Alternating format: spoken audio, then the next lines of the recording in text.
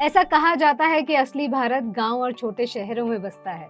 इन जगहों पर basic banking सेवा को पहुंचाने का काम आज स्मॉल फाइनेंस बैंक्स कर रहे हैं।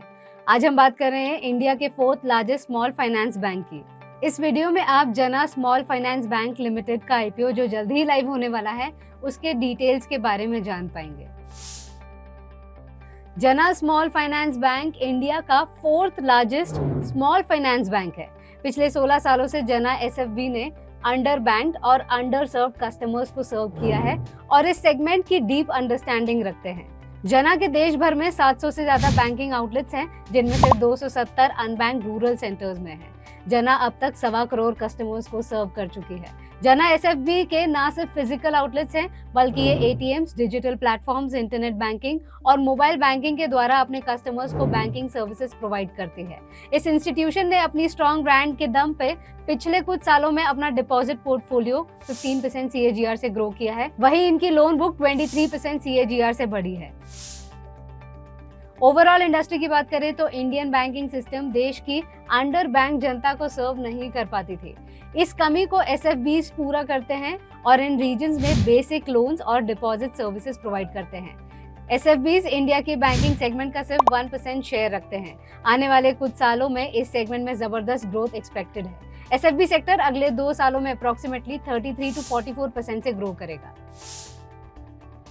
कंपनी के कोर स्ट्रेंथ्स की बात करें तो जना स्मॉल फाइनेंस बैंक एक न्यू एज डिजिटल बैंक है, जहां सारे बैक एंड और फ्रंट एंड प्रोसेसेस टेक्नोलॉजी और रोबोटिक ऑटोमेशन ड्रिवन है। टेक्नोलॉजी के बल पे इन बैंक्स का कॉस्ट और टाइम दोनों सेव होता है। अकाउंट ओपनिंग से लेकर loan disbursement customers online platform के थ्रू कर सकते हैं। जना एक कस्टमर सेंट्रिक कंपनी है जो अनबैंक कस्टमर सेगमेंट की नीड्स को डीपली जानती है। इंडिया एक फास्ट ग्रोइंग इकोनॉमी है, जहां under bank rural segment high growth area है। कंपनी का पैन इंडिया नेटवर्क और प्रेजेंस है। इनके रिटेल डिपॉजिट्स भी डाइवर्सिफाइड एरियाज और सेगमेंट से आते हैं। कंपनी के पास हाईली केपेबल और एक्सपीरियंस्ड मैनेजमेंट टीम है और जना एसएफबी में रेप्यूटेड इन्वेस्टर्स की शेयर होल्डिंग है। रिस्क फैक्टर्स की बात करें तो जना स्मॉल फाइनेंस बैंक जिस सेगमेंट में ऑपरेट करती है, उसका क्रेडिट रिस्क टिपिकली हाई होता है due to limited sources of income. SFB customers के पास लिमिटेड फाइनेंशियल डॉक्यूमेंट्स होते हैं, जिनसे क्रेडिट असेसमेंट करना मुश्किल होता है। इसकी वजह से इन बैंक्स को हाई एनपीएस का रिस्क रहता है। FY23 में कंपनी के एनपीएस 2.64% थे, जो रिस्की हो सकता है। स्मॉल फाइनेंस बैंक की रेगुलेटरी स्क्रूटिनी हाई होती है और इन्हें आरबीआई नॉर्म्स को स्ट्रिक्टली कंप्लाई करना पड़ता है। आईपीओ 7 से 9 फरवरी तक ओपन है। टोटल इशू साइज 570 करोड़ है। इसमें से 19% ऑफ सेल इशू है और 81% फ्रेश इशू है। इस इशू का लॉट साइज 36 शेयर्स है और प्राइस बैंड 393 से 414 है। आईपीओ की अलॉटमेंट डेट 12 फरवरी है। कंपनी के फाइनेंशियल परफॉर्मेंस देखें तो जना एसएफबी की इनकम ग्रोथ स्ट्रॉन्ग और कंसिस्टेंट है।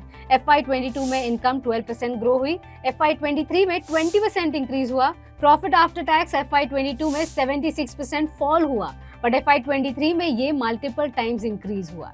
पीयर ग्रुप में KPI से कंपेयर करें तो जना स्मॉल फाइनेंस बैंक का PE रेशियो 15.11 है, जो अपने पीयर्स ग्रुप के एवरेज PE से कंपेरेबल है। कंपनी का अर्निंग पर शेयर और return on capital employed peer group average से ज्यादा है।